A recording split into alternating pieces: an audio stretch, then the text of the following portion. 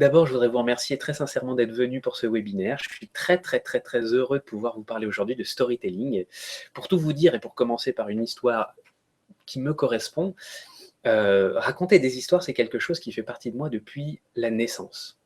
Ça pourrait paraître étrange, mais en fait, je suis né de parents rôlistes qui font du jeu de rôle. C'est-à-dire qu'avant même ma naissance, dans le ventre de ma maman, j'entendais des gens tous les week-ends se raconter des histoires et rigoler et construire des aventures complètement épiques avec des héros, avec des monstres, avec des dangers, avec des méchants.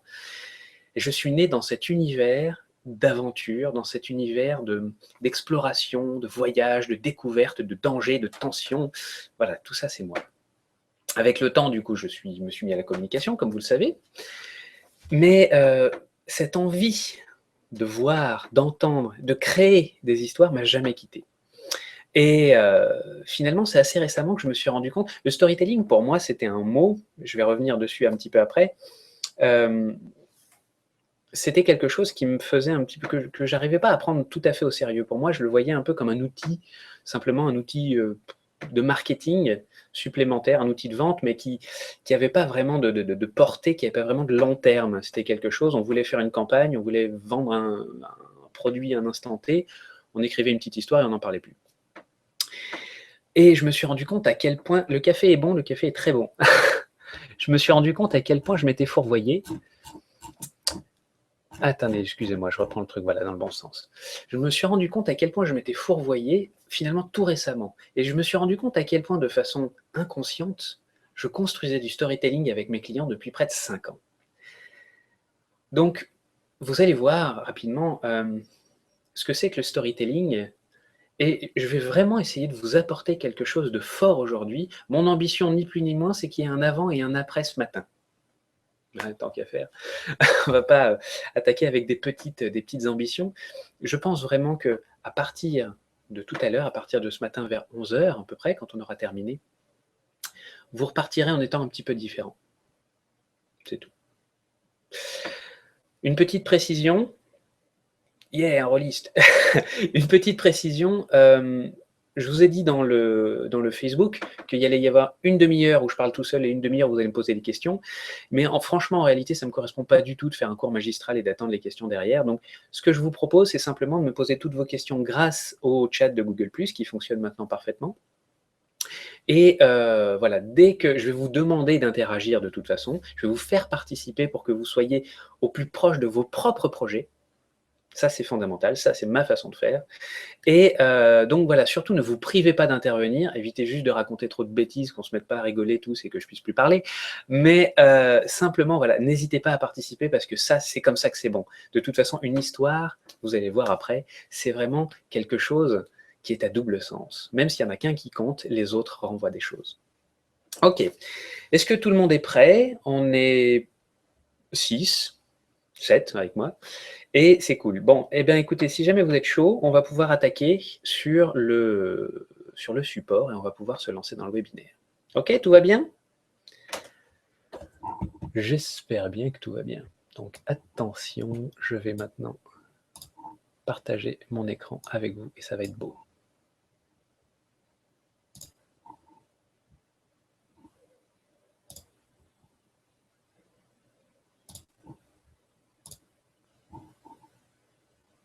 Petite seconde. Voilà. Là. Ok.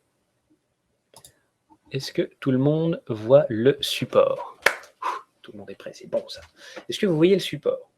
Vous ne me voyez plus, moi, normalement, mais vous devez voir le support. C'est bon? Ça doit le faire, normalement. J'attends un petit peu que vous me confirmiez. Hein. Attention, on commence tout de suite les interactions. On est comme ça, nous. Attention. Chaud devant. Un show comme du jamais vu. Je vous avais dit que ça allait être énorme.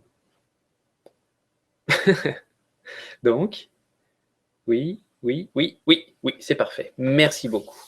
Donc, effectivement, aujourd'hui, comme je le disais tout à l'heure, on va parler de storytelling. Et storytelling, vous voyez que je voulais découper, n'écoutant que mon courage, prenant mon courage à deux mains, en 2 morceaux. Storytelling, story, l'histoire, telling, raconter.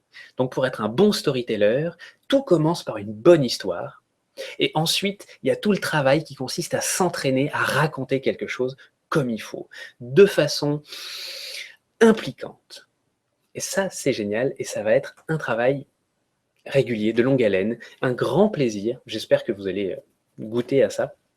Mais c'est ça qui donne après tout le relief au storytelling. C'est le moment où on commence à raconter son histoire. Donc, une première chose essentielle, de nos jours, quel que soit votre projet, votre entreprise, votre objectif, vous pouvez être manager, vous pouvez chercher un nouveau poste, vous pouvez avoir un produit, un service, un prototype à promouvoir, vous avez 2 choix dans la vie pour faire votre trou. Soit vous avez des millions d'euros de budget à mettre, alors n'hésitez pas à me dire si jamais vous avez quelqu'un ici a des millions d'euros de budget, ça m'intéresse, on pourrait peut-être travailler ensemble. Mais soit vous avez des millions d'euros et à ce moment-là, à coup de matraquage, à force de répéter, vous allez finir par rentrer dans la tête des gens. Je ne sais pas si vous connaissez, si vous vous souvenez, vous pouvez le mettre dans le chat. Est-ce que vous vous souvenez de la pub Hansaplast, le pansement des héros?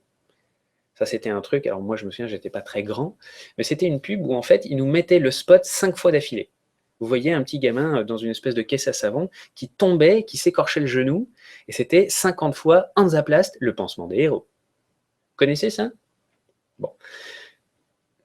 Ce qui est clair, c'est que pour faire ça, il faut une masse de fric absolument pas possible. Cela dit, c'est pas parce que vous avez beaucoup d'argent à investir que vous devez vous priver d'être créatif. Cela dit, donc la première alternative pour arriver à faire son trou sérieusement, pour arriver à changer sa vie, c'est d'avoir beaucoup d'argent à investir en communication. Mais la deuxième possibilité, si par hasard, comme moi, vous n'avez pas des milliards d'euros à investir, tant pis, je vous comprends, je sais ce que c'est. Si jamais vous n'avez pas cette possibilité-là, voilà, on nous a place, il y a des connaisseurs, ça fait plaisir. Si jamais vous n'avez pas ces millions d'euros, à ce moment-là, vous en êtes réduit à malheureusement une seule alternative, être fascinant. Être fascinant. Et quelque part, c'est extraordinaire. Pour moi, c'est ce que j'ai toujours dit, le fin du fin dans la communication, c'est même quand on a de gros budgets, même quand on arrive à débloquer de l'argent, même quand ça fonctionne fort, être capable de communiquer comme le jour où on avait un seul euro à mettre dans sa com. Et là, vous arrivez à... Il y a tout un monde de créativité qui se faisait à ce moment-là et qui doit perdurer ensuite. Et donc, storytelling, pourquoi est-ce qu'on va raconter des histoires? Je pensais à chaque fois que c'était un bug. Non, non, non, c'était du matraquage. Véridique, pas de problème. C'était du bon, gros, lourd matraquage. Hansaplast. Mais alors, pourquoi est-ce qu'on doit raconter des histoires et pourquoi les histoires, ça marche? Après tout, c'est quand même étonnant, c'est jamais qu'un artifice de plus, comme je vous le disais, c'est comme ça que je le considérais pendant longtemps. C'était, on disait, oui, alors voilà, moi, en fait, j'ai rencontré un sage indien tout en haut de l'Himalaya et il m'a appris le secret de la bonne vieille technique machin qui m'a permis de créer cet élixir de jeunesse qui vous permettra de faire repousser vos cheveux. Pourquoi les histoires, ça fonctionne? Pourquoi est-ce que les histoires, ça nous fait tous rêver? Et pourquoi, où que vous alliez dans le monde, même si vous allez au fin fond de l'Amazonie et que vous voyez quelqu'un qui n'a absolument aucune référence culturelle commune avec vous, pourquoi est-ce que les histoires, ça marche? Pourquoi est-ce que c'est le terrain d'entente absolu? Parce qu'en tant qu'êtres humains, vous et moi, on fait des choix tout au long de notre vie, sans arrêt. Est-ce que je vais faire ce boulot plutôt que celui-là? Est-ce que je vais habiter là ou là? Est-ce que je vais vivre avec cette personne ou pas? Est-ce que je vais faire ces études ou pas? Etc., etc., etc. On sent le rôliste. Non mais, ça, on passe notre vie à avoir des choix cornéliens comme ça à arbitrer. Et il y a un moment où on est obligé de choisir. Et quand on choisit, on dit choisir c'est renoncer, je trouve ça un peu négatif, mais effectivement on se coupe de l'autre choix. C'est normal, c'est comme ça, c'est la vie. Et du coup, tout au long de sa vie, dès tout petit, hein, on se dit dans sa tête, et qu'est-ce qui se serait passé si j'avais choisi l'autre truc? Qu'est-ce qui se serait passé si j'avais été quelqu'un d'autre? Qu'est-ce qui se serait passé si j'avais vécu une autre vie que celle-là? Donc toute la journée, vous allez au cinéma, vous allumez la télévision, vous lisez des livres, et vous passez un temps conséquent, vous aussi, sur les réseaux sociaux. Grâce à Facebook, nous sommes là ensemble aujourd'hui. Pourquoi? Pour vivre par intérim, par procuration, pardon, les histoires des autres, pour avoir d'autres existences, pour pouvoir vivre d'autres aventures. On n'est jamais, évidemment, bien joué, on n'est jamais plus concentré que quand on nous raconte une histoire. Quoi qu'il arrive, quoi que vous fassiez. En réalité, il y a un deuxième cas qui est encore meilleur, dans lequel on est encore plus attentif. que quand on nous raconte une histoire. C'est quand on joue. Ça peut être dans des jeux vidéo, ça peut être en train de faire un sudoku, ce que vous voulez, en fonction de votre style, peu importe. Mais quand vous êtes en train de jouer, vous vous inventez des histoires, en fait. Vous vous impliquez complètement dans une histoire, et l'avantage, le petit plus, c'est que vous êtes actif. Donc vous êtes encore plus concentré, encore plus impliqué. Ok. Donc pourquoi est-ce qu'on se donnerait la peine de raconter des histoires? Pourquoi est-ce qu'on se donnerait la peine d'inventer des trucs? Pourquoi est-ce qu'on se donnerait la peine de faire jouer les gens? Outre que, parce que c'est peut-être bon pour le karma, je sais pas. Bah, il y a 3 raisons très terre-à-terre finalement, qui sont très terriennes, j'ai envie de dire. La première, c'est pour amener vos publics à acheter ce que vous proposez, à valider ce que vous proposez, à vous croire, à vous suivre. Ça, c'est une première chose. La deuxième chose, c'est les faire revenir, les fidéliser. Une vraie fidélisation, c'est pas juste faire une petite carte avec des coups de tampon. Fidélité, ce mot fidélité, il a une portée extraordinaire. C'est faire en sorte aussi que ces gens vous défendent si jamais vous êtes attaqué. C'est faire en sorte que, regardez les gens qui ne jurent que par Apple, n'allez jamais leur dire que Apple, c'est pas bien. Je sais qu'il y en a là. N'allez jamais leur dire que finalement ça vaut pas ce que ça coûte, que c'est pas si pratique que ça, que c'est pas si innovant que... Non, il n'y a pas d'histoire. Mac, ouais d'accord, c'est peut-être pas le... Mais c'est Mac quoi, c'est Apple, c'est waouh, c'est Steve Jobs, c'est du Steve Jobs en bouteille, et même s'il est plus là, son aura est restée dans la marque. Modèle, notez-le. Donc vendre, c'est essentiel et c'est très bien. Fidéliser, c'est encore mieux, parce qu'à moins de vendre quelque chose de gigantesque une fois qui va vous mettre à l'abri pour tout le reste de votre vie, vous avez quand même la nécessité d'avoir un flux d'achats régulier. Hein. Et puis la troisième chose, c'est donc en faire des porte-paroles, des ambassadeurs de votre marque. Ça, c'est quelque chose que vous connaissez très certainement, cette appellation. Pardon. En faire des ambassadeurs de votre marque. Faire en sorte que eux s'emparent de ce que vous leur racontez, s'emparent de votre message et aillent le porter ailleurs. Et aillent dire, tu sais quoi, si jamais tu cherches quelqu'un pour ta communication, tu peux aller voir Yves, il est.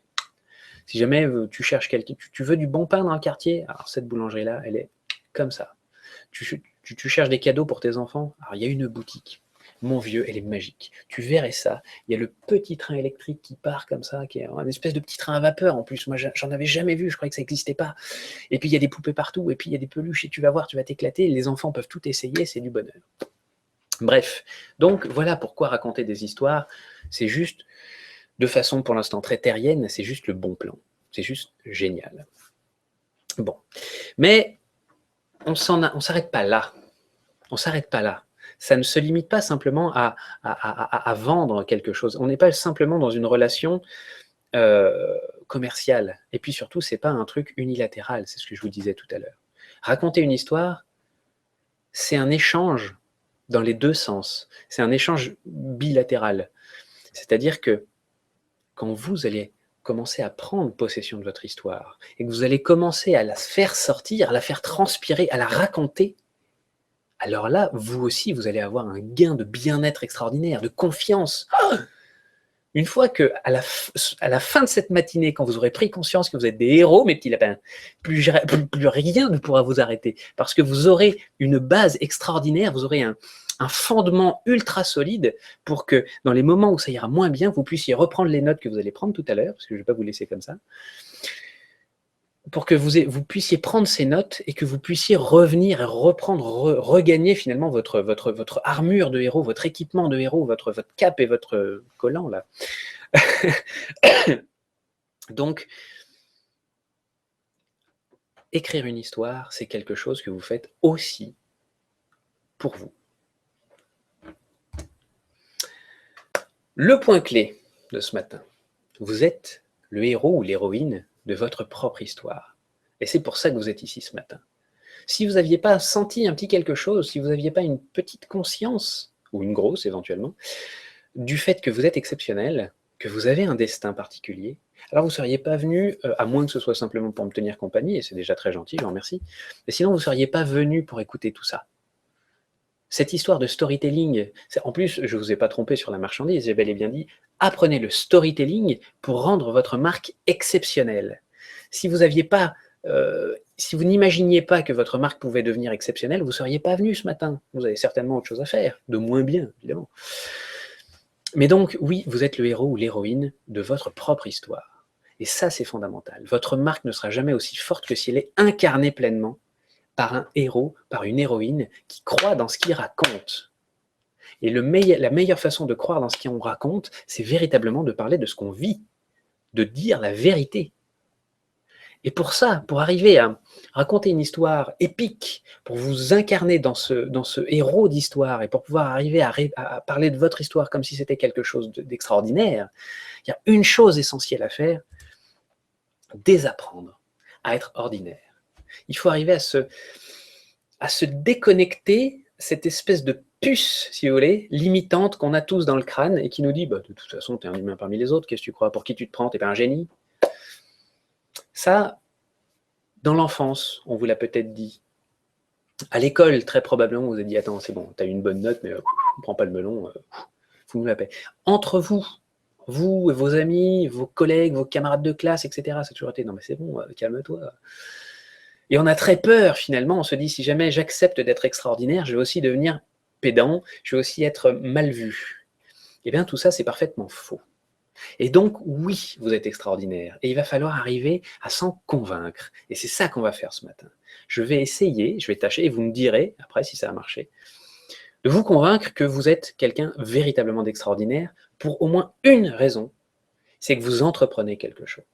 Vous êtes soit entrepreneur, soit manager, soit vous avez un projet, soit vous avez un prototype qui fait de vous quelqu'un d'extraordinaire, quelqu'un qui sort de cette vie continue, de cette vie banale, de cette vie tranquille que vous aviez avant, et qui va vous faire sortir de tout ça. Et maintenant, on va attaquer ça. Ça, c'est mon héros à moi. J'aurais pu mettre Rahan aussi, ou James Bond, c'est vrai.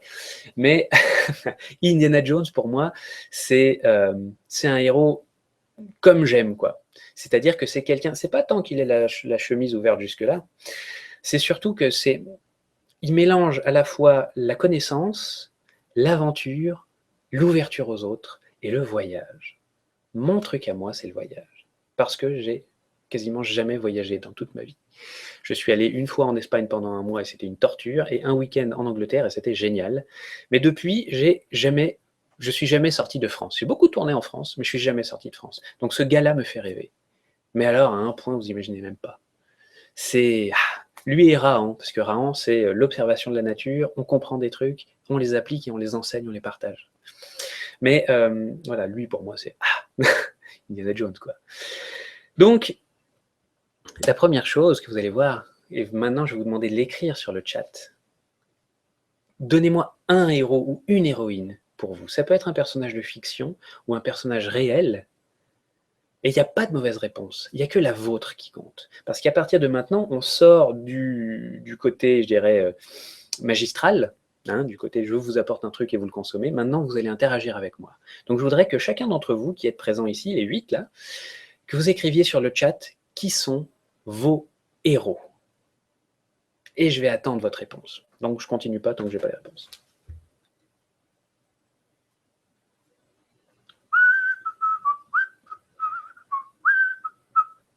« 27 ans de musique. Je peux faire de la musique d'ascenseur. » Alors Alors, on est 9, ça doit être la question, ça.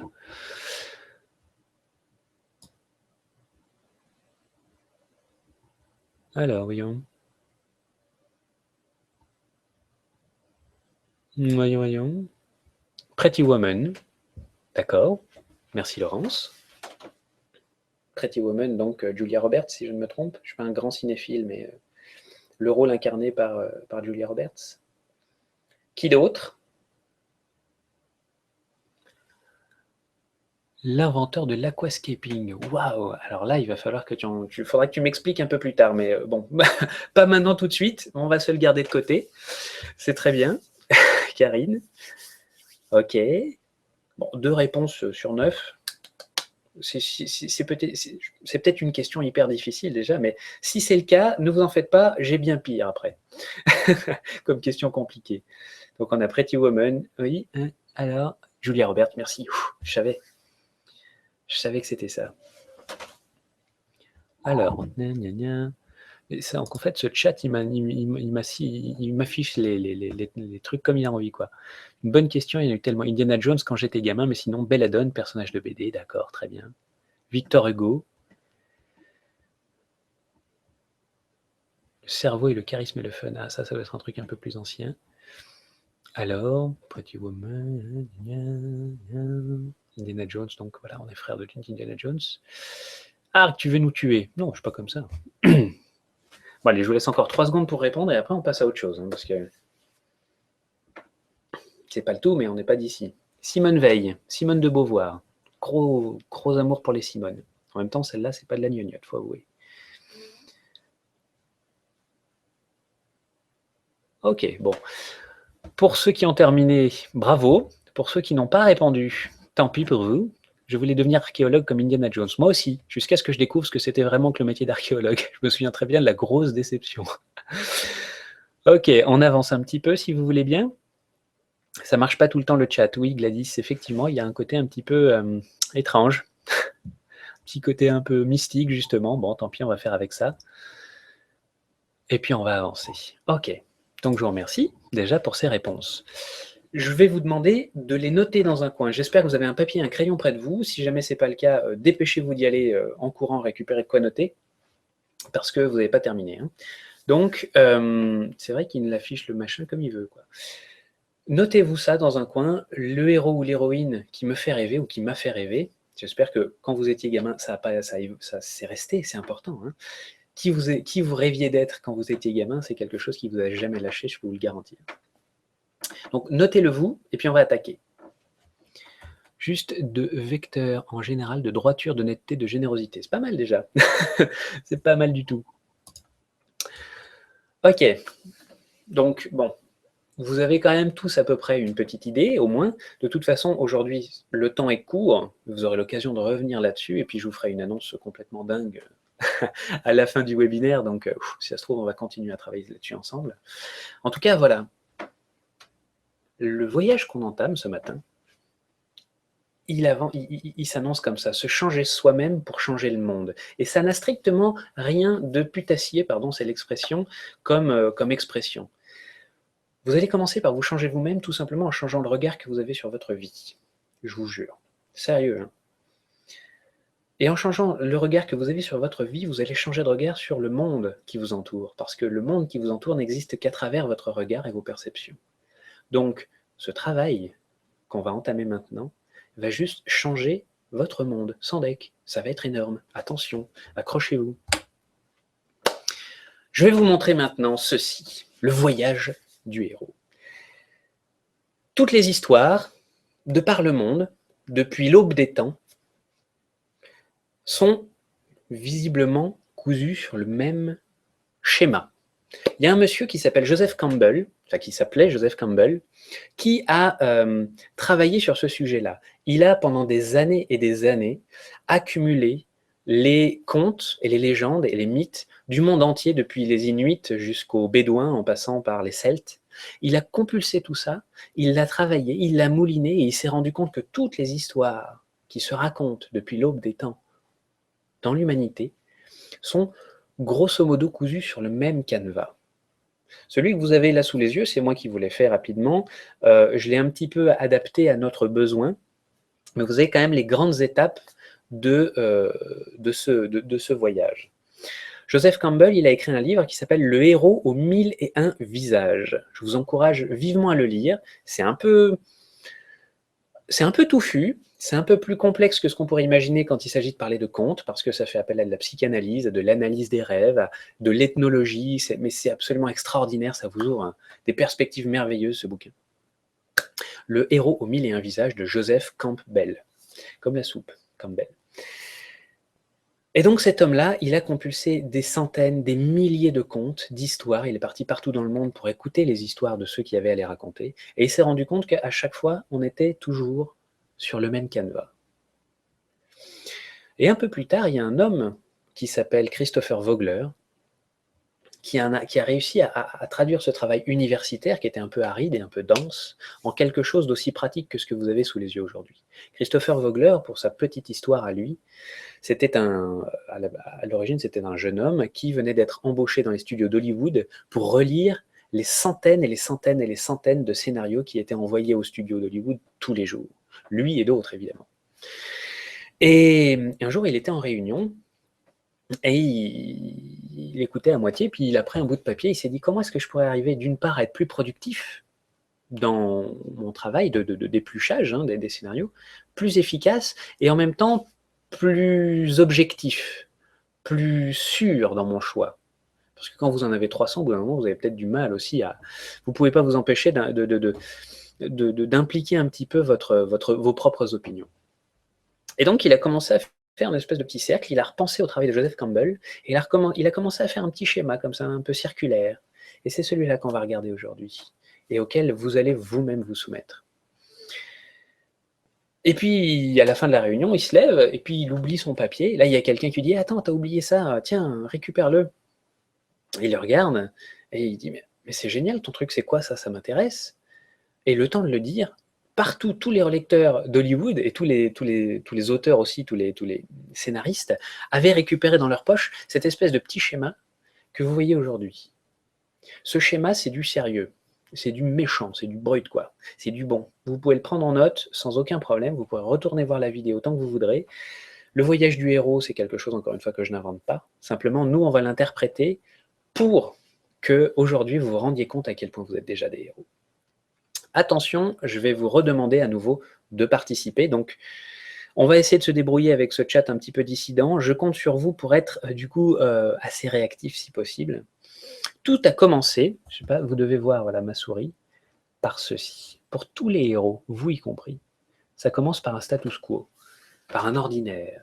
J'aimerais que vous m'écriviez sur le chat de quelle situation vous êtes parti avant de vous lancer dans l'entrepreneuriat, avant de vouloir changer de job, avant de vouloir lancer ce prototype, ce projet, etc. Quel était votre job de base? Quelque chose qui était calme, tranquille, plan-plan. D'où vous venez? Allez-y, je vous en prie, écrivez-le sur le chat et écrivez-le ensuite sur votre petit papier aussi. Je vous attends. J'aurais dû prévoir une petite musique d'ascenseur, effectivement, un petit tin, tin, histoire de pouvoir faire patienter.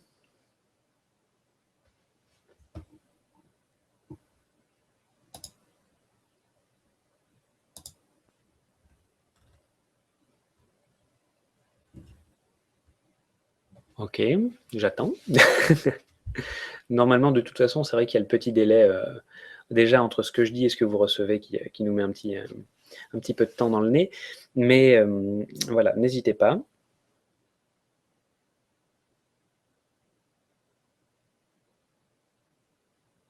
Quelle était votre situation de base?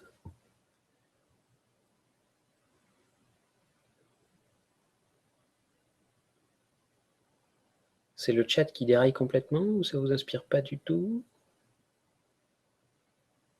Oui? Non?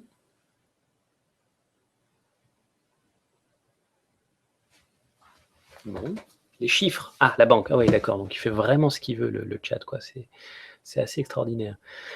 Excusez-moi, du coup. Hein. Donc, les chiffres, la banque pour Gladys. Patricia a été salariée pendant 14 ans dans une association caritative, à écrire pour ma supérieure hiérarchique.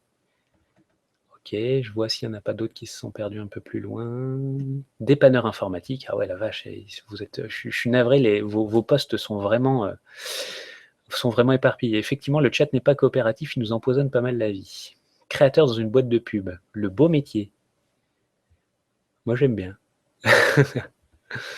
Alors, donc, effectivement, très bien.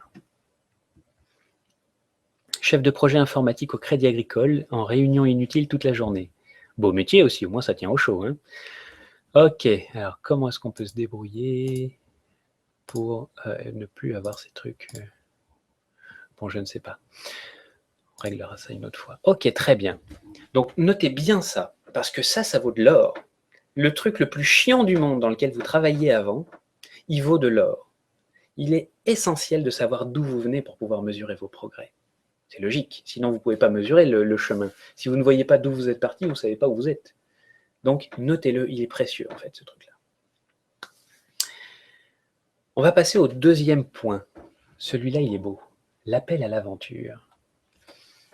Cette situation de base que vous viviez, d'une façon ou d'une autre, elle ne vous convenait pas. Soit c'était trop calme, soit il y avait des réunions inutiles, soit peut-être que financièrement c'était pas satisfaisant, peut-être que votre créativité pouvait pas s'exprimer, peut-être que vous en aviez marre d'écrire pour quelqu'un d'autre au lieu d'écrire pour vous-même, et donc il y a un moment où dans votre vie vous vous êtes dit allez, faut que ça change. Je sais pas comment je vais le faire encore, mais faut que ça bouge. Alors c'était quoi ce moment-là? Qu'est-ce qui s'est passé? Est-ce que vous vous souvenez de cet instant, de ce moment, de cette période dans laquelle vous vous êtes dit merde, attends, faut que ça bouge, j'en ai marre, j'en ai marre, j'en ai marre. Allez-y. Moi, pendant ce temps, je vais vous raconter la mienne pendant que vous écrivez sur le chat. Moi, j'étais webmarketeur au musée Grévin, musée de cire à Paris, bien connu. Et c'était une expérience à plus d'un titre tout à fait formidable. J'ai rencontré des gens géants. Mais il y avait un petit souci, c'est que quand je suis arrivé là-bas, j'avais une créativité débordante. J'avais plein d'idées, mais plein. J'avais plein d'envies, plein de possibilités. J'envisageais des tonnes de trucs faisables. J'avais monté des tonnes de projets avec des QR codes. Donc c'était en 2008. Les QR codes, vous connaissez, c'est les petits carrés noirs et blancs qu'on a juste à scanner avec son smartphone. C'était encore émergent, c'était un truc assez neuf. Les smartphones, ça commençait à arriver dans les poches, mais tout le monde n'en avait pas. Et moi, j'avais des idées pour pouvoir proposer ça. Et j'ai proposé des projets, et j'en ai amené, et j'en ai amené, et j'en ai amené. En parallèle, j'atteignais mes objectifs commerciaux, je les ai dépassés de 160% sur le contrat que j'ai fait là-bas. Et j'ai amené des idées. Et à chaque fois, on me disait, oui, on verra. Oui, oh non, oh, bah, vous savez, non, plus tard. Et en fait, à force, je me suis dit, mais c'est pas possible. Tu peux pas rester. Tu peux pas continuer à avoir toutes ces idées et taper contre des murs en permanence. Il y en a marre d'avoir des idées pour des gens qui n'ont strictement rien à faire. Et ça a été mon appel à l'aventure. Alors, Laurence qui me dit, un licenciement, et maintenant je fais quoi pour moi? Ah, donc grosse envie de s'occuper de soi. Le licenciement, c'est un bon truc, hein, effectivement. Alors, je repars à la pêche, excusez-moi, au truc dans le chat. Besoin de retourner à mon premier métier et raconter des histoires pour Stéphanie. Le chat est lent, c'est vrai. Quand je suis devenu manager cadré par des règles en dehors de ma façon de voir et de faire, ok, donc il y en a eu marre au moment où tu as eu une promotion. Est-ce qu'il y en a d'autres? Mon arrière-grand-mère.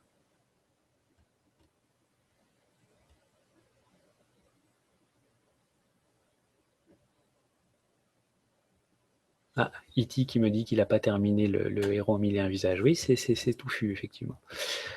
Alors, j'essaie de retrouver le reste. Il y en a marre d'avoir des idées pour des gens qui n'en ont rien à faire, donc on partage ça, hein. Effectivement. Ah là là, là.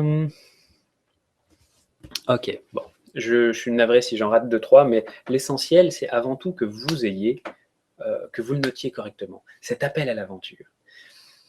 Ça n'a l'air de rien tout ça, ce qu'on est en train de se raconter. J'étais dans un boulot qui ne me satisfaisait pas et tout à coup, j'ai eu l'impression, j'ai eu la conviction qu'il fallait que je fasse autre chose. C'est ça l'appel à l'aventure. On pourrait prendre ça, je pourrais vous le faire avec Star Wars si vous voulez, où vous aviez le héros, Luke Skywalker, qui était tranquille dans sa petite ferme sur Tatooine, je crois. Si jamais je dis une bêtise, je vais me faire incendier. Mais... Et puis, bah, ma foi, un jour, il se retrouve... voilà, il y a une succession il y a un enchaînement d'actes, d'actions qui font que il se retrouve avec sa ferme cramée. Il rencontre on lui dit va voir un vieux bonhomme au fin fond de la région, quoi. Et tu verras, lui, il va pouvoir t'aider. Enfin bref, il se retrouve comme ça dans toute une escalade de faits qui vont l'amener à changer sa vie. On en est exactement au même point pour vous. Cet appel à l'aventure, il est hyper important, hyper précieux. Notez-le. Je vous recommande simplement de les noter et de laisser de la place en dessous pour pouvoir compléter, parce qu'aujourd'hui, on a peu de temps. Mais l'essentiel, après, c'est de poursuivre tout ça, de le creuser. Okay, je vais simplement essayer d'accélérer un petit peu, sinon on va se retrouver un peu à court. Ensuite, vous voyez, la troisième étape, c'est le guide. Donc pour Luke Skywalker, c'était Obi-Wan Kenobi. Si quelqu'un n'a pas vu Star Wars, qu'il me le dise, ou qu'il demande à ses camarades, à ses voisins. Mais voilà, vous avez certainement eu quelqu'un qui vous a donné les premiers conseils, qui vous a armé pour le voyage, qui vous a dit, tiens, tu devrais faire ça comme ça. Ah oui, tu veux te lancer? Ok, tiens, fais ça. Ah, t'en as marre. Tu sais qu'il existe ce genre de choses? Cette personne-là, notez-la bien, écrivez qui c'est. Retenez-le bien surtout, parce que ça, c'est fondamental. Cette personne vous a donné les conseils qui font qu'aujourd'hui, vous êtes ce que vous êtes. Et il faut savoir aussi une chose, c'est que ce guide, très probablement, il s'est fait l'écho d'autres choses que vous aviez déjà entendues dans votre vie avant. Donc, la question subsidiaire à celle-là, c'est finalement quels sont les gens qui vous ont donné des mots forts, des gens qui ont fait quelque chose d'important pour vous, qui vous ont transmis quelque chose.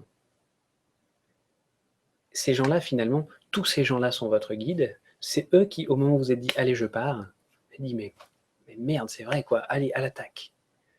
Moi, je peux vous dire par exemple que l'aventure qui m'amène aujourd'hui à être devant vous, je la dois notamment à ma grand-mère qui a eu des gros problèmes de santé et qui, en permanence, alors que c'était dramatique, a su faire des miracles avec son corps, des miracles de résistance. Et quand j'en ai parlé un peu plus tard avec elle, je lui ai dit, mais à aucun moment tu as eu peur de mourir? Et elle m'a dit, chaque matin je me levais en disant, allez, un nouveau jour à gagner, un jour après l'autre. Et quand elle m'a dit ça, d'une part, j'ai fondu en larmes, mais après, je me suis dit, mais qu'est-ce que c'est fort, qu'est-ce que c'est puissant, qu'une personne qui soit comme ça, qui soit dans cet état-là, avec les perspectives qui étaient les siennes, arrive à se dire un jour après l'autre, mais putain, je vais tenir, j'y serai, je vais gagner, je me laisserai pas faire. Je me suis dit, mais toi, tu peux pas te dire, je suis un peu fatigué là, j'ai pas trop envie aujourd'hui. Voilà, ça, ce sont les guides. Alors, je scrolle un petit peu dans le chat pour voir si vous avez pu répondre.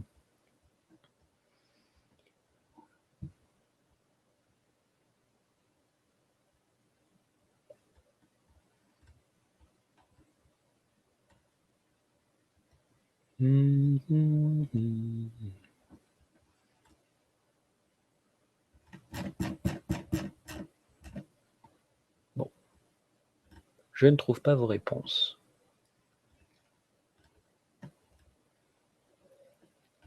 Alors, soit vous n'avez pas de guide, mais je pense pas, soit c'est juste le chat qui nous gave.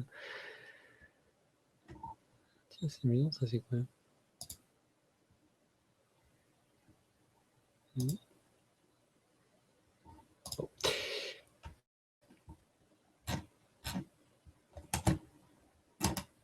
Ok, bon, eh ben, écoutez, je vois pas, donc je vous fais confiance.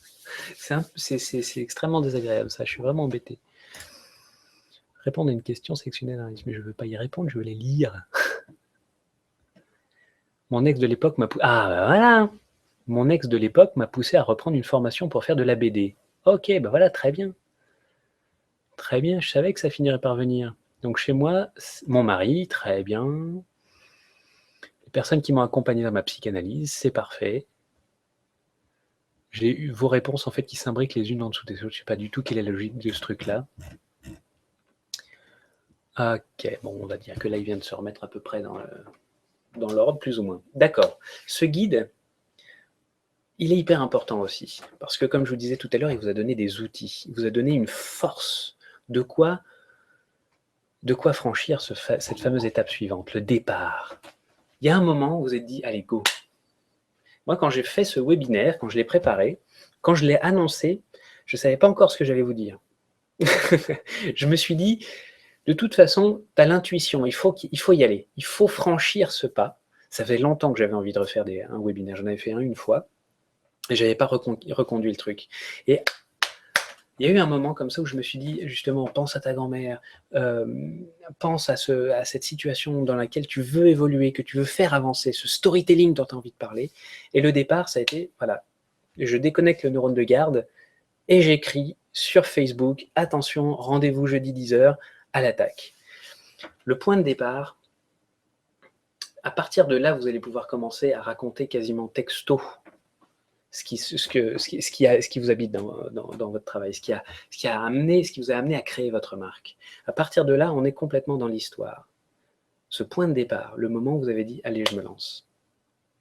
Allez, je me lance. » Maintenant que j'ai acté le fait que j'en avais marre de faire ce que je faisais, maintenant que j'ai quelqu'un qui m'a pris sous son aile, qui m'a poussé, qui m'a donné une impulsion, j'y vais. Et le départ, en général, il s'accompagne d'un refus de l'aventure. On se dit « Ouais, mais non, mais attends, je ne peux pas y aller. » Je vous disais tout à l'heure, il faut désapprendre à être ordinaire. Et ça, c'est typiquement le moment où on se dit « Ouais, mais bon, qu'est-ce que tu veux que je fasse? Non, ça va être dur, non, c'est compliqué. Oh là, mais est-ce que j'ai pas les moyens? Est-ce que je suis assez capable? Est-ce que je vais être assez fort, assez forte? Est-ce que je vais pouvoir m'en sortir? Est-ce qu'on va pas me piquer mes idées? » Est-ce que quelqu'un a déjà eu ce type de réflexion? Est-ce qu'on va pas me piquer mes idées? Peut-être, moi en tout cas, complètement. C'est un moment comme ça où vous vous êtes dit, c'est là où il y a tous les freins, toutes les résistances les plus balèzes qui se dressent devant vous. Tout ça, ce sont autant de murs qui vous disent « Non, non, tu n'y arriveras jamais, laisse tomber. » Non, c'est pas la peine. Au moment où vous avez votre baluchon sur le dos, et il y a voilà, ça freine dans tous les sens. C'est dur, c'est compliqué. C'est comme si vous aviez comme ça du vent qui vous empêchait d'avancer. C'est comme si vous vous sentiez fatigué sans arrêt, vous vous sentiez malade peut-être. C'était épuisant, éreintant. Qu'est-ce qui s'est passé? C'était quoi ces situations? Qu'est-ce qui se passait à ce moment-là?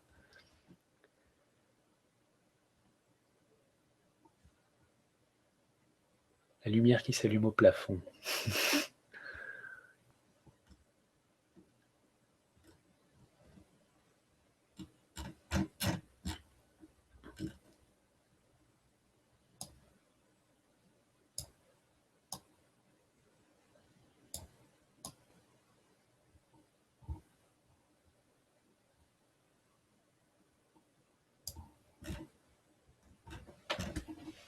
Donc encore une fois, ça foire. Je vais arrêter de vous le dire parce qu'on ne va pas se mettre dans un mauvais état d'esprit alors qu'on est en plein souffle épique, n'est-ce pas?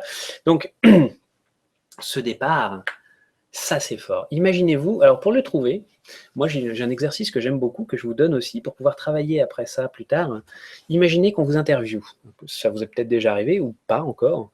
Et donc imaginez qu'on vous dise, alors voilà, Laurence, Nicolas, Richard, qu'est-ce qui s'est passé dans votre vie? Qu'est-ce qui a fait que, à un moment, vous avez décidé de vous lancer dans l'entreprise? Là, vous imaginez dans un fauteuil club avec votre stylo à la main, dans la bouche. Mais, écoutez, effectivement, tout a basculé le jour où quelqu'un m'a dit cette phrase, et là, j'ai décidé de partir. Ça n'a pas été facile au début, hein, non, ça c'est certain. J'avais terriblement peur, notamment d'une chose. Ça pouvait être parler en public, ça pouvait être facturer quelque chose, vendre un truc, fixer un prix, aller au contact de gens pour aller leur proposer un service. C'est quelque chose qui, dans le monde de l'entreprise, concerne beaucoup, beaucoup, beaucoup, beaucoup de monde. C'est humain, il n'y a pas de problème. Et ça vaut le coup de le noter. Ça vaut le coup de le noter parce que là, en réalité, il y a le noyau de votre aventure, quelque part. Toutes ces barrières-là, ce sont autant de signes qui vous montraient que c'était le bon endroit, qu'il y avait des trucs à faire, que ça n'allait pas se passer tout seul. Et donc, il y a eu les premiers pas après dans votre histoire, dans votre aventure.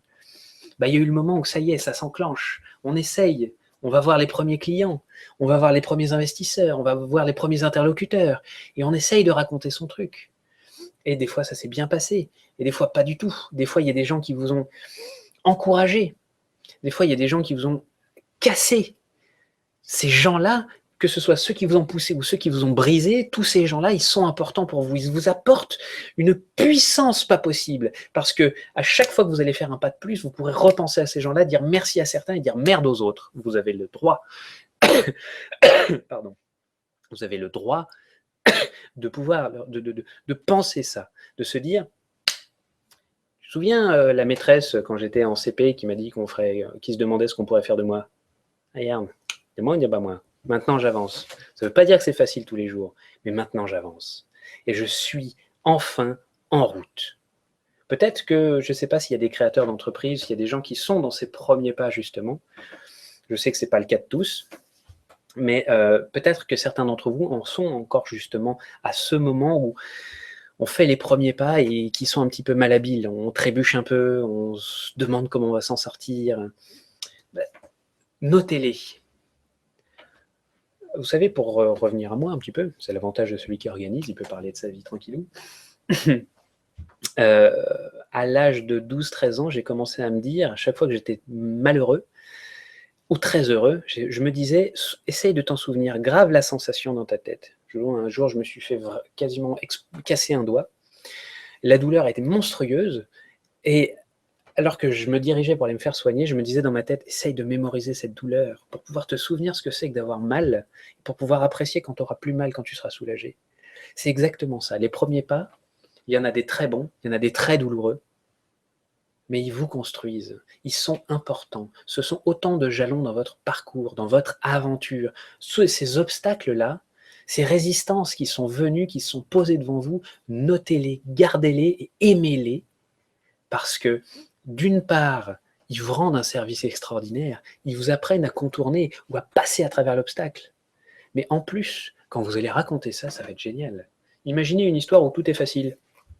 Alors voilà, c'est Luke Skywalker qui, voilà, un jour il sort et puis poum, il tombe par terre, il récupère un sabre laser, il se cogne la tête contre le mur, poum, il maîtrise la force, et puis tout à coup il monte dans un vaisseau spatial pour aller chercher le pain, poum, il tombe sur Dark Vador, il se rend compte que c'est son père, l'autre enlève son casque et dit allez viens, on s'en fout, on va boire une bière, on a tellement de trucs à se raconter, ça fait si longtemps qu'on s'est pas vu, point barre, fini. Il nous manque quelque chose dans l'histoire. Alors que quand vous allez nous parler de ces obstacles, de ces difficultés, de ce qui s'est dressé sur votre chemin pour que vous arriviez, avant d'arriver à accomplir ce destin que vous sentez, que vous pressentez, alors là, c'est génial. Ça va nous accrocher. Parce que justement, comme je vous disais tout à l'heure, on ne cherche qu'une chose, c'est vivre des aventures par procuration. C'est ça que vous allez apporter à partir de maintenant à vos prospects, à vos collaborateurs, à vos partenaires, aux décideurs que vous allez rencontrer, à vos clients.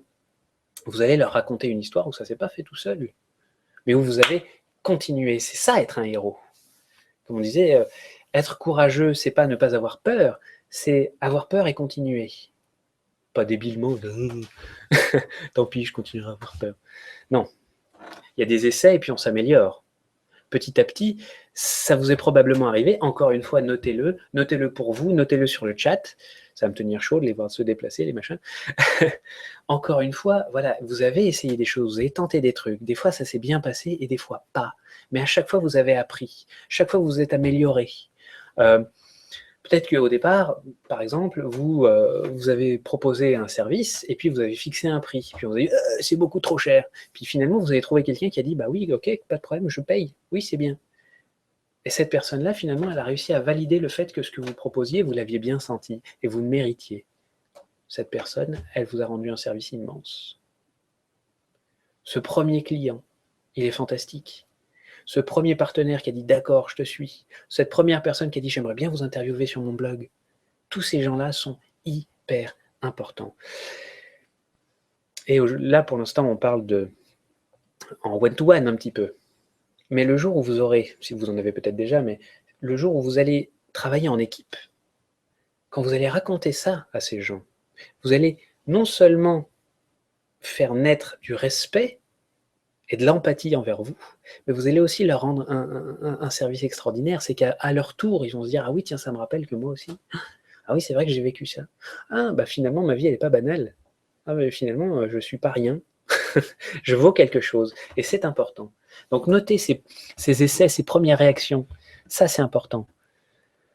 J'essaye de lire un petit peu quelque chose.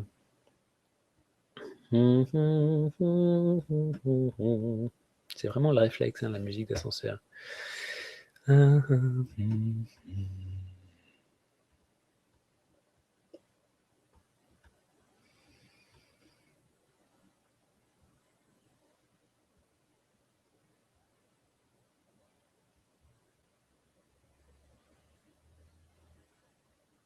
Ah, bien joué, Iti. Le problème de ce système, c'est que ce n'est pas un chat, mais des questions, donc tout remonte en fonction des votes. Et si jamais je mets ça plutôt, est-ce que là, vous verriez, on a un chat en groupe. Excusez-moi, je vous prie de m'excuser, mais si jamais ça peut nous révolutionner la pratique, ça va être génial. Si jamais je fais coucou, soyons sérieux, soyons velus, vous devez avoir, si jamais vous faites glisser votre souris sur la partie gauche de votre écran, une petite barre d'outils, j'espère, dans laquelle vous verrez une espèce de petite bulle bleue avec du texte qui s'appelle chat. Ça pourrait peut-être nous changer la vie, ça.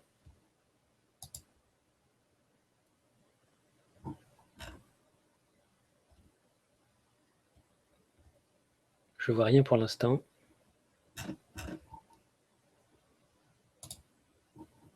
Non, est-ce que... Non, ça ne marche pas?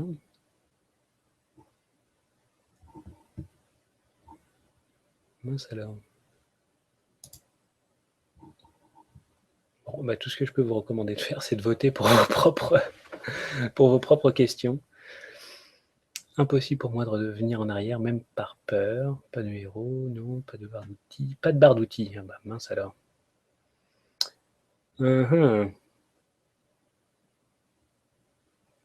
Ok, bon, bah, écoute, pas grave. Faites comme si j'avais rien dit. On va essayer quand même de se débrouiller avec les questions.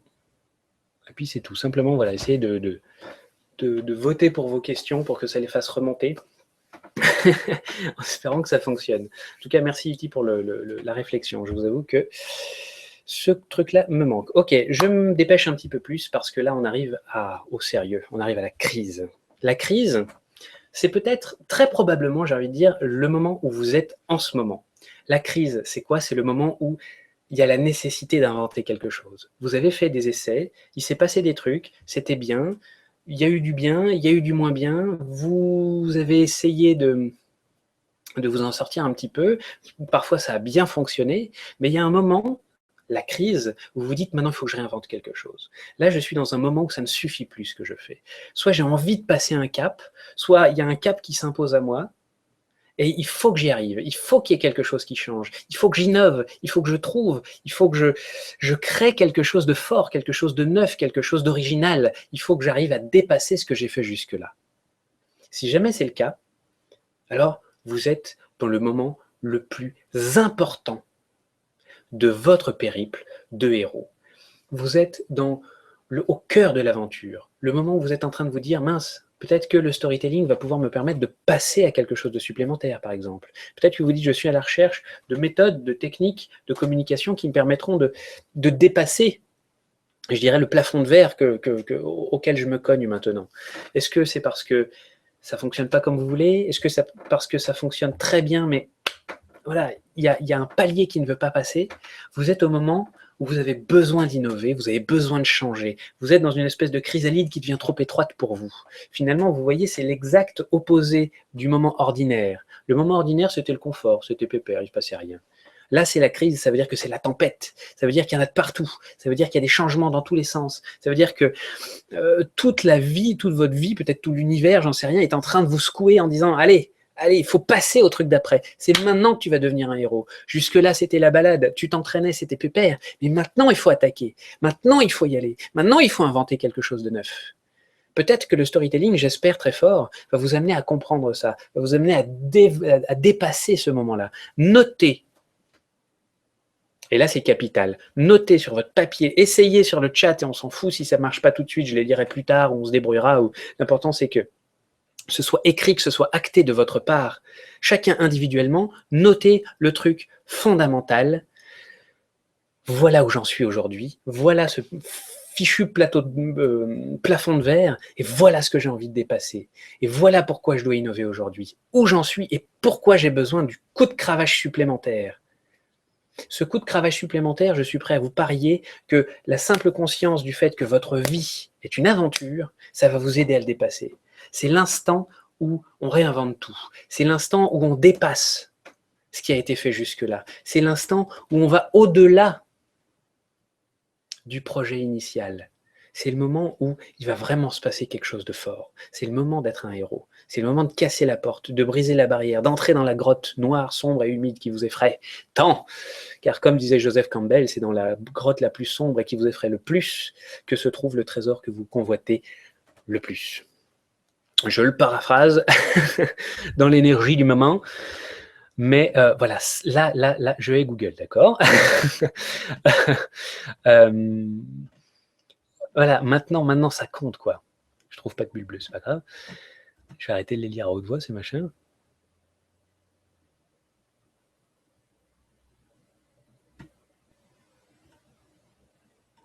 Je vous le rappelle, hein, n'hésitez pas à voter, parce qu'au moins comme ça, je pourrais parcourir ceux qui sont au moins à +2.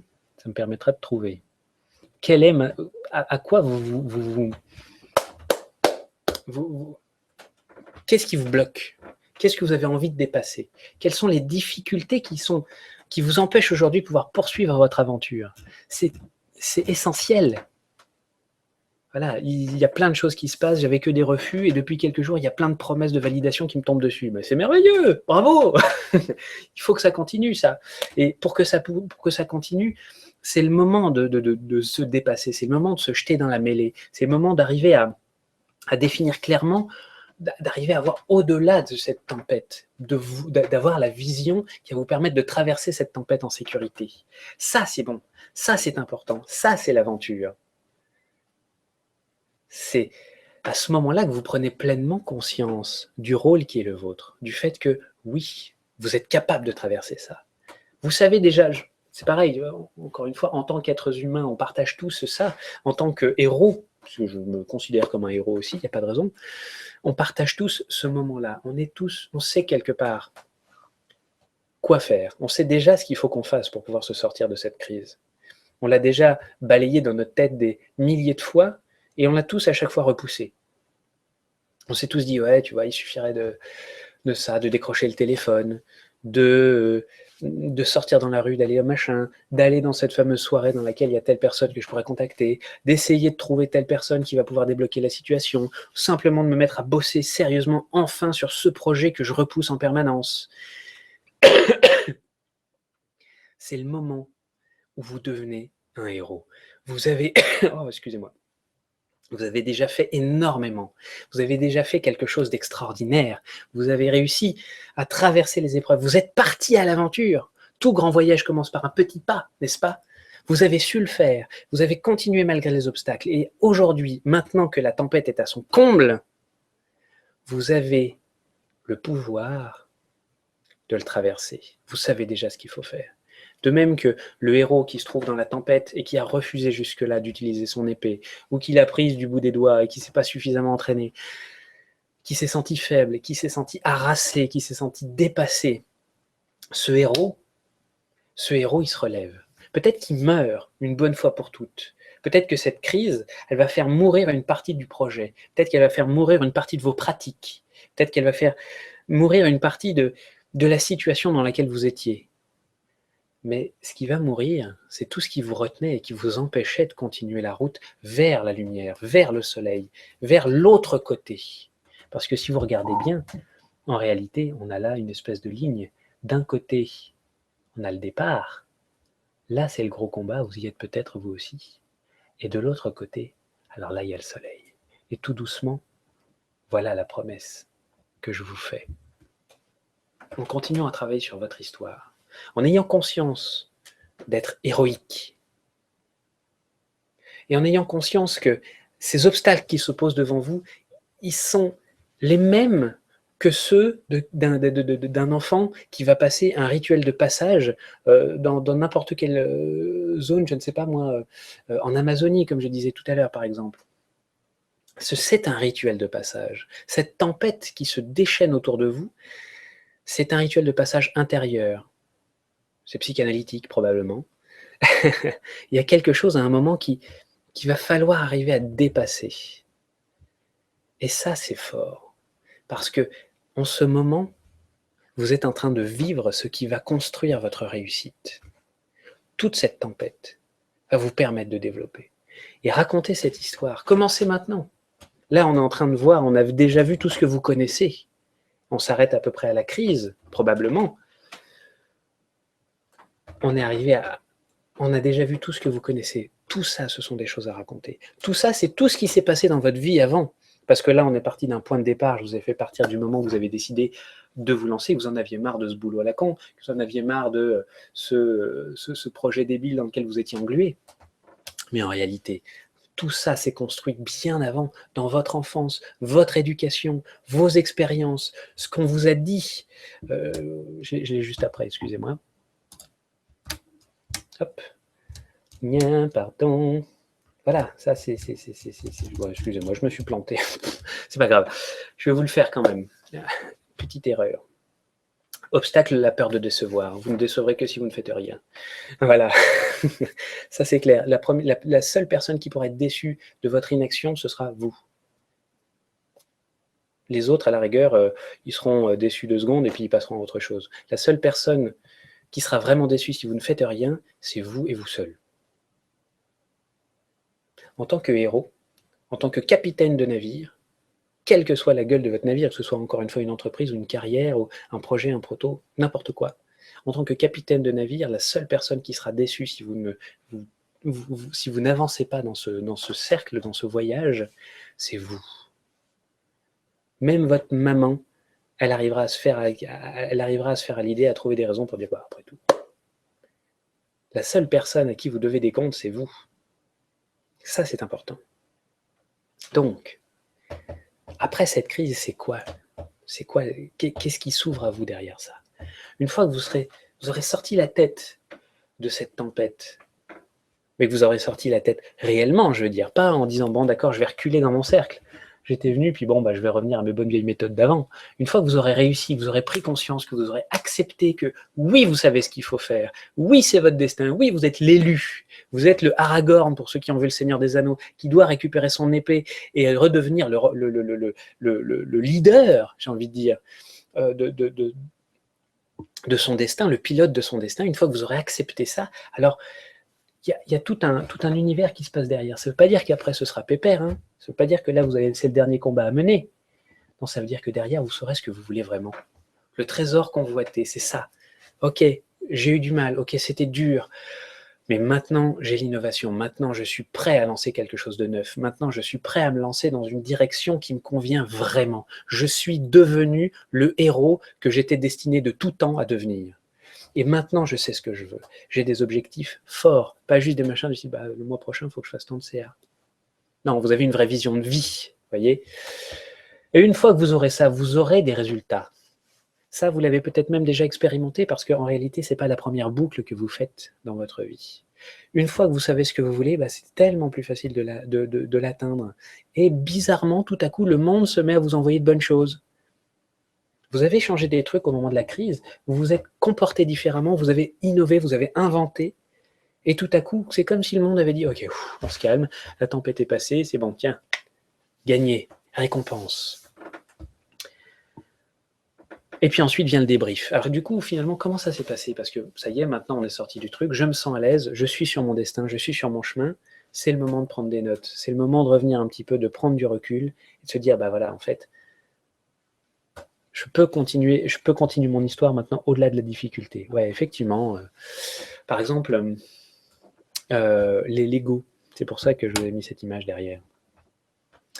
L'histoire de l'entreprise Lego, elle est absolument fantastique. Parce qu'en réalité, à la base, Lego, il ne faisait pas des jouets en bois. Il ne faisait pas des jouets en plastique, il faisait des jouets en bois. Et c'est l'histoire de Lego, c'est l'histoire d'un monsieur qui faisait des jolis jouets en bois, qui est allé proposer ses jouets, et puis les gens en achetaient un petit peu, mais pas grand-chose, ça ne convenait pas. Et puis il y a eu un incendie sur son entrepôt, tout a brûlé. Le bois, les jouets, tout a cramé. Alors il a remonté, il a pris ses fils par la main, et il a remonté son hangar, il a refait du stock de bois, et il a recommencé à travailler d'arrache-pied encore et encore, à refaire des jouets. Seulement, il les a fait un peu différemment. Alors il est descendu, et les gens ont dit « Ah, ils sont bien vos jouets ». Et il a commencé à vendre plus de jouets. Les gens ont commencé à parler de lui. Et c'était super. Mais il y a eu un deuxième incendie. Véridique. À nouveau, tout est grillé. Tout est brûlé. Plus rien. Il n'a plus rien. Seulement maintenant, il avait un petit peu de fond. Alors il reconstruit. Il recommence. Et par hasard, un jour, un de ses fils va dans un salon professionnel dans les années 60 et découvre le plastique. Et il se dit, c'est génial, ça coûte pas cher à produire, on peut lui donner toutes les formes qu'on veut, on peut en faire beaucoup plus, et on peut arriver finalement peut-être à créer quelque chose qui, au lieu d'être figuratif, ne bride pas l'imagination des enfants. Et ils ont commencé par faire des petites briques toutes lisses, c'est-à-dire des pavés, si vous voulez, lisses, sans les petits picots au-dessus.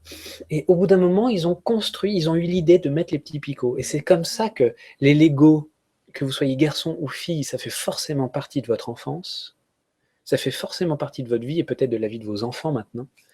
Et c'est pour ça que cette pub est extraordinaire. Et je suis très heureux de vous la montrer. J'aime beaucoup la montrer aussi à mes étudiants de Bac+5 à la fac à Poitiers. Parce que quand je leur montre ça, forcément, on commence à rigoler. J'espère que vous pouvez me l'écrire aussi sur le chat, parce que je leur parcourrai après, même si vous n'avez pas voté 25 fois pour les trucs. Cette image, elle est fantastique, parce que vous voyez, il n'y a pas un slogan. Il n'y a pas un mot. Il y a Lego en bas. Ils auraient même pu se passer du logo Lego. Logo Lego.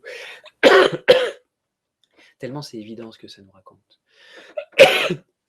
Le logo de Lego, il est simplement là pour nous rappeler, excusez-moi, que c'est une communication officielle de la marque. Sinon, on savait déjà ce que c'était. Et vous voyez ces deux petites briquettes qui sont plantées l'une dans l'autre, et vous voyez l'ombre portée qui dessine un avion de ligne extraordinaire. Et ça, c'est censé nous rappeler quoi? Je ne vais pas vous demander de répondre en ligne. Je vais vous donner la réponse tout de suite. C'est censé nous rappeler la puissance de notre imagination et le fait que l'ego a toujours été le partenaire de cette force extraordinaire d'imagination. Cette pub est merveilleuse.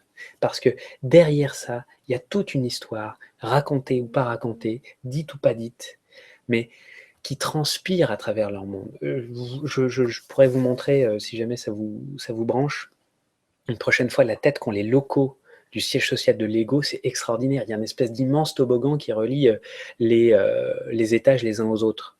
Donc vous avez des gens qui peuvent être des gens extrêmement sérieux, peut-être un comptable qui descend comme ça le toboggan pour sortir de son boulot. C'est fantastique, c'est merveilleux. Et c'est complètement ça. Ils ont complètement vécu ça. Après le débrief, vous êtes installé dans une nouvelle vie. Il se passe quelque chose de différent. Vous n'êtes plus le même que quand vous êtes parti, que quand vous avez commencé là, que quand vous avez accepté d'aller à l'aventure. Maintenant, vous êtes toujours cette même personne qui a ce même nom, ce même prénom, mais votre histoire s'est enrichie de quelque chose de neuf. Vous avez su construire, vous avez su innover. Au cœur de la crise, vous avez été là, vous avez été présent. Et vous avez eu ensuite la ressource nécessaire pour voir le trésor que vous cherchiez véritablement et aller le chercher. Finalement, la résolution intérieure, c'est le moment où vous calmez cette angoisse qui était là, celle qui vous a amené à partir à l'aventure. Et ensuite, vous pouvez repartir dans une vie peut-être tranquille. Et qui sait de quoi l'avenir sera fait.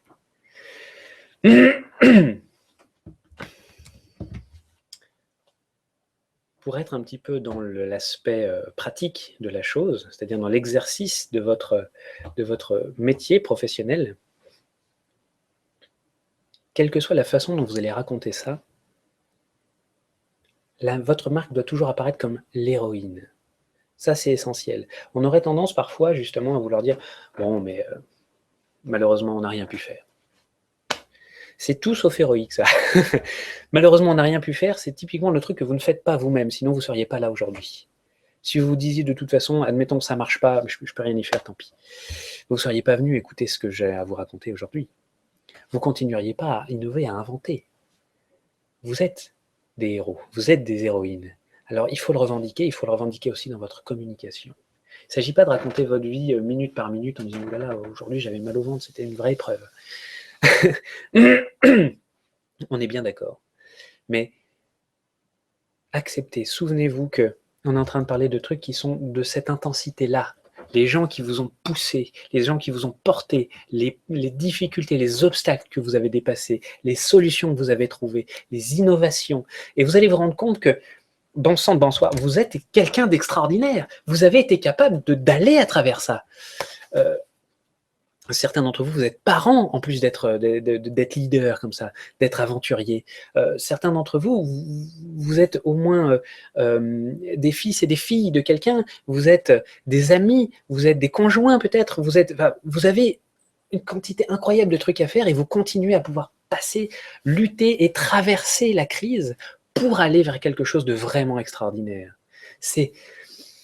Vous avez une richesse merveilleuse à mettre en avant dans vos marques et dans votre communication. C'est pour ça que je fais ça, moi, aujourd'hui.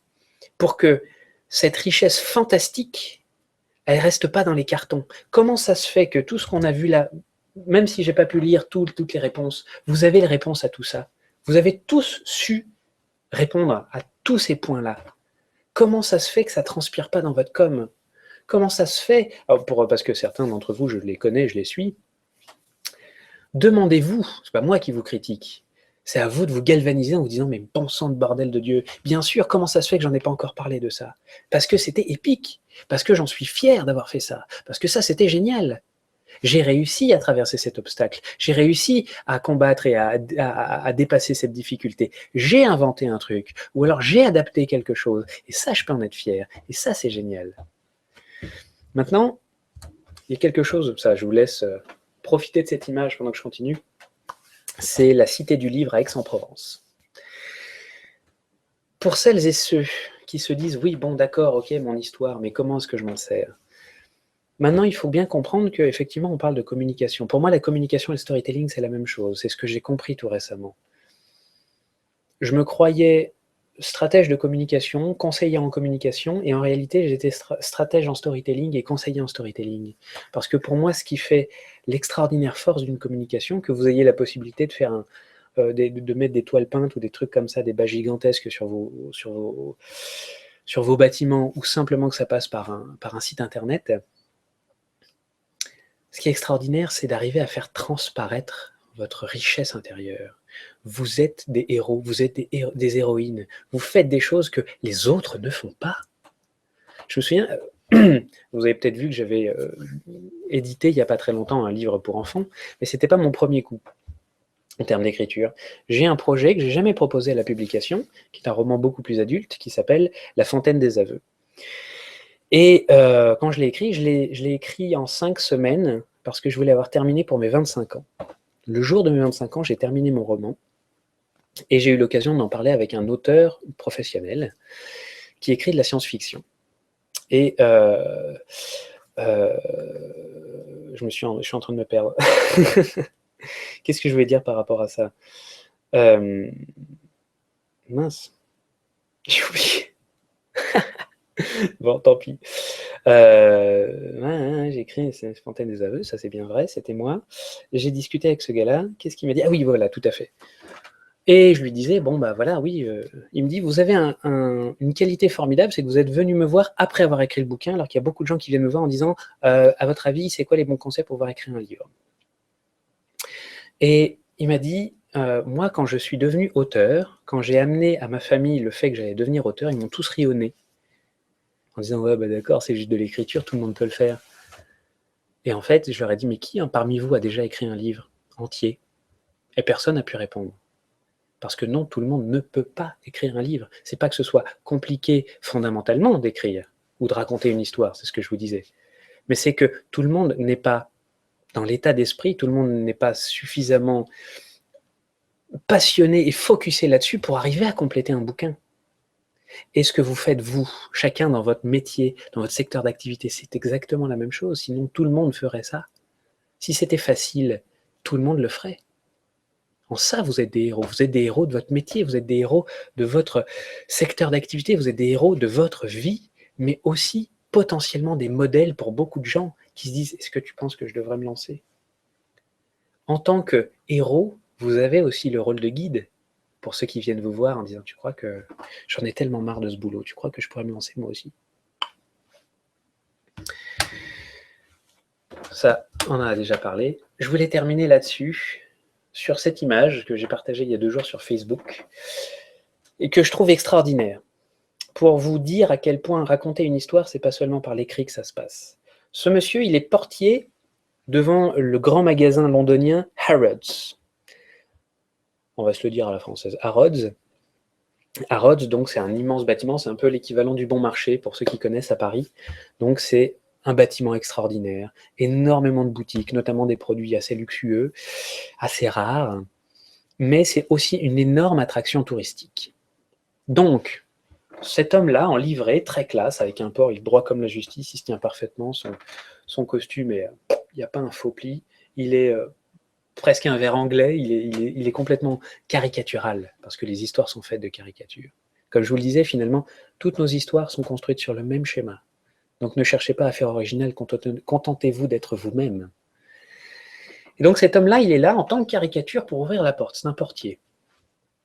Alors on pourrait se dire, pourquoi est-ce qu'il a été mis là? Pourquoi est-ce que Harrods paye un gars toute la journée, plusieurs évidemment, parce qu'il ne bosse pas tout le long, mais pour attendre dehors et pour ouvrir la porte aux gens qui passent.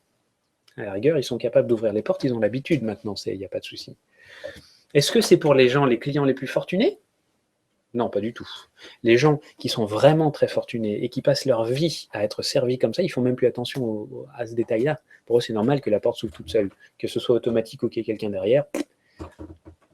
S'ils font ça, c'est pour les touristes, pour vous et moi, qui arrivons dans la capitale anglaise, qui voyons cet énorme bâtiment magnifique, très imposant.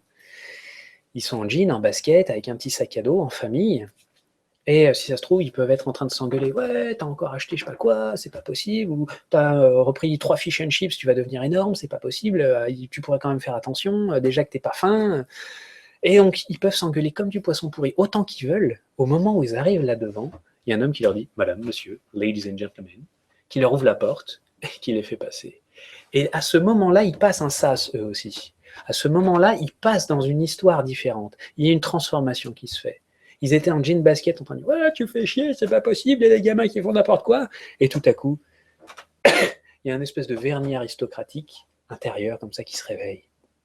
Tout à coup, ils passent, ils rentrent dans un rôle qui est tout différent. Tout à coup, ils se sentent élégants, ils se sentent importants. Et c'est merveilleux d'arriver à donner ce sentiment à des gens, je trouve. Et ils se sentent bien, et ils sont contents d'être là.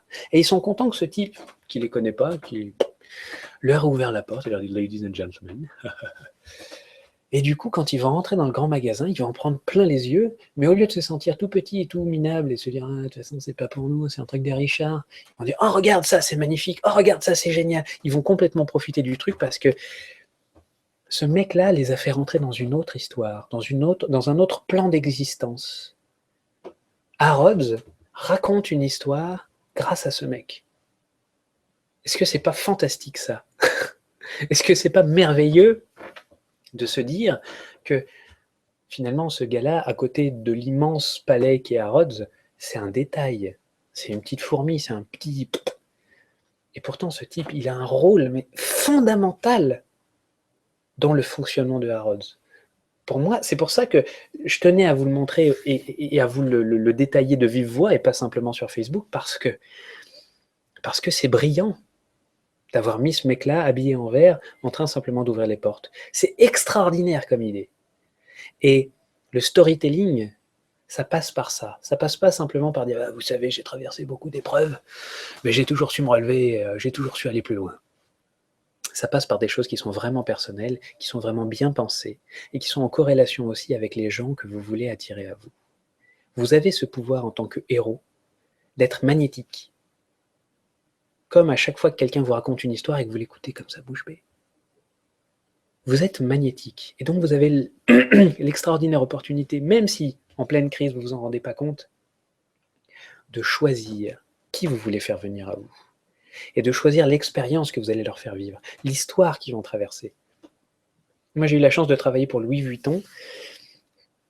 Et Louis Vuitton, c'est un héritage extraordinaire. C'est encore une fois toute une histoire. Le fondateur, donc Louis Vuitton, je ne crois pas dire de bêtises là-dessus, il était apprenti maltier, donc il apprenait à faire des malles, des coffres. Bon, je crois que c'était dans les Vosges, je ne veux pas dire trop de bêtises, mais... Et puis un jour, il en a eu marre. Il s'est dit, c'est pas possible, il faut que ce soit mon tour maintenant d'avancer, de développer, de créer quelque chose. Et il a pris ses outils sur son dos, et il est parti à pied jusqu'à Paris. Ça lui a pris 3 mois. Dans le froid, parce que... Hein, il est arrivé à Paris, il a trouvé un job, il a gagné un peu d'argent, et dès qu'il a pu, il a ouvert sa boutique. Quelques années après, ce gars-là faisait les malles de voyage de tous les Maharajas d'Inde. Vous savez, les Maharajas, c'était ces espèces de seigneurs indiens qui se promenaient sur des éléphants. Des gens qui avaient une richesse tellement incommensurable que si vous lisez un Sherlock Holmes, par exemple, vous retrouverez ces personnages-là. Louis Vuitton a fait les malles de voyage du docteur Livingstone. Je ne sais pas si ça vous parle, docteur Livingstone, je présume, cette expression-là, vous l'avez peut-être déjà entendue. C'est le mec qui a découvert notamment les chutes Victoria en Afrique, donc certaines des chutes parmi les plus hautes du monde, un truc absolument magnifique. Et en fait, ce gars-là, donc c'était un explorateur, et il se déplaçait toujours avec une malle Louis Vuitton, et quand on l'ouvrait, j'ai vu ça, en vrai, quand on ouvre la mallette, la malle de voyage, c'est une malle cabine, hein, c'est un truc qui fait peut-être 2 mètres de haut. Quand vous l'ouvrez, d'un côté, vous pouvez déplier un côté bureau et de l'autre côté, un lit de camp. Donc tout le nécessaire pour qu'en plein milieu de rien, entre guillemets, en plein milieu d'une jungle, en plein milieu d'un désert, en plein milieu d'une savane, vous ayez tout le confort pour pouvoir écrire et pour pouvoir vous reposer. C'est extraordinaire. Et c'est ça Louis Vuitton. C'est ce savoir-faire extraordinaire, le savoir-faire d'un type qui est parti à pied de Sac-en-Bros jusqu'à Paris, qui a réussi à faire des choses suffisamment belles et à en parler suffisamment bien pour pouvoir travailler avec des gens qui le faisaient rêver. Et maintenant, c'est lui qui fait rêver le monde. Et ça, mesdames et messieurs, les jurés, c'est tout à fait à votre portée. Vous êtes les héros et les héroïnes de vos vies. Vous avez déjà entamé ce voyage. Vous avez des réponses à tout ça. Apprenez à vous en servir. Apprenez à vous en servir. J'en ai terminé, bien en retard, et je vous prie de m'en excuser. Je voulais terminer sur une annonce, comme je vous l'avais dit au départ, c'est que, comme je vous disais tout à l'heure, apprenez à vous en servir, c'est essentiel, et je me porte candidat pour vous aider à faire ça. La semaine prochaine, je donnerai le détail rapidement, la semaine prochaine, je vais lancer une académie de communication, dans laquelle on va se servir complètement de ce que vous avez commencé à entrevoir aujourd'hui. Ce sera un programme qui se déroulera sur 10 semaines. Ce sera un programme qui va se composer de vidéos, de PDF interactifs, sur lesquels donc vous pourrez interagir immédiatement, directement, sans avoir besoin de se dire bah, « tiens, je vais prendre des notes » et puis d'oublier vos notes quelque part. Et ce sera un programme aussi qui sera régulièrement rythmé par des rencontres, par des webinaires, mais cette fois privés, entre nous, où j'aurai bien amélioré le concept du chat, surtout vous pourrez parler. Et vraiment, voilà, l'idée, c'est d'arriver à devenir pleinement le héros ou l'héroïne que vous êtes et apprendre à vous servir de toute cette histoire, de toute cette vie, de tout ce background extraordinaire que vous avez en vous et qui, très souvent, ne transpire pas encore dans votre marque. Je vais arrêter avec le partage d'écran. Voilà, je vais revenir là quand même pour vous dire merci. Pour vous dire que donc, comme je le disais, voilà, cette académie, elle est sur le point de sortir. J'en suis vraiment aux petits détails. Vous pouvez me contacter, je vous ai mis tout à l'heure mes coordonnées via yves.bonis@gmail.com directement sur mon site ou via Facebook, puisque je crois que la majorité d'entre vous vient de Facebook. Surtout, n'hésitez pas si jamais vous avez des questions là-dessus. Mais voilà, quoi qu'il arrive, restez convaincus d'une chose fondamentale. Vous êtes les héros et les héroïnes de votre vie. Et en tant que ça, vous avez toute légitimité pour raconter une histoire à travers votre marque qui va faire date et qui sera forcément exceptionnelle parce que personne d'autre que vous n'a vécu cette histoire. Je vous remercie beaucoup d'avoir regardé ce webinaire. Je vous remercie d'avoir essayé de participer. Je vous présente mes excuses par rapport au chat qui n'était pas opérationnel. Je vais améliorer ça et on en fera d'autres si ça vous a plu. Vous avez le droit sur le chat de me dire si ça vous a plu. Pour ceux qui ne sont pas pressés, vous pouvez continuer à m'écrire vos questions, vos remarques, vos appréciations. J'aime beaucoup aussi les compliments, voyez-vous. Donc, surtout, n'hésitez pas. Mais voilà, je voulais vous remercier du fond du cœur d'avoir été présent aujourd'hui. Merci beaucoup. Et maintenant, je coupe la vidéo.